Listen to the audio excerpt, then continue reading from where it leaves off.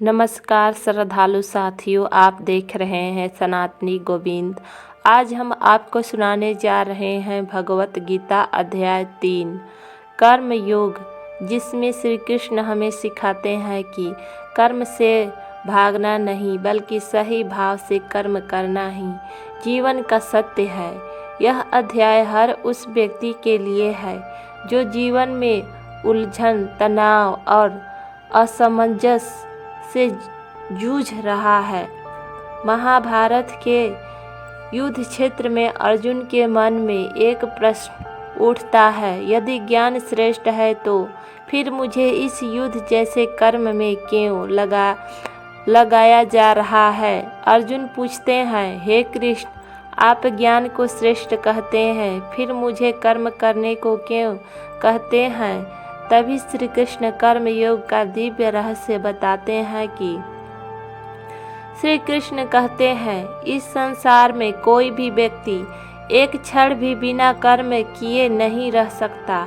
सांस लेना, सोचना, चलना, यह सब भी कर्म है।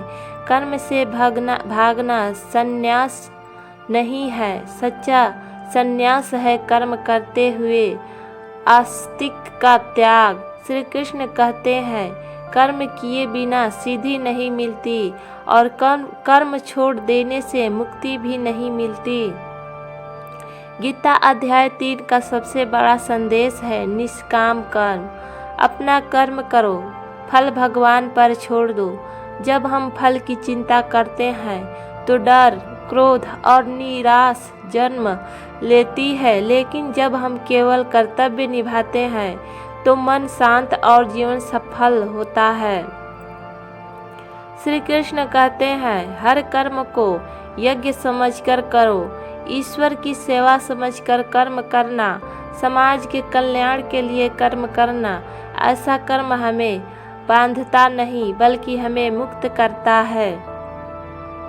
श्री कृष्ण स्वयं कहते हैं, मैं कुछ भी न करूं फिर भी मुझे कुछ प्राप्त नहीं करना, फिर भी मैं कर्म करता हूं, क्योंकि श्रेष्ठ व्यक्ति जैसा करता है समाज वैसा ही सिखाता है, मतलब सीखता है। इसलिए हमें भी अपने कर्म से दूसरों के लिए उदाहरण बनना चाहिए।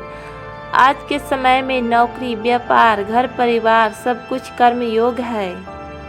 अगर हम ईर्ष्या, अहंकार, फल की लालसा छोड़कर कर्म करें तो जीवन अपने आप सरल और आनंदमय बन जाता है।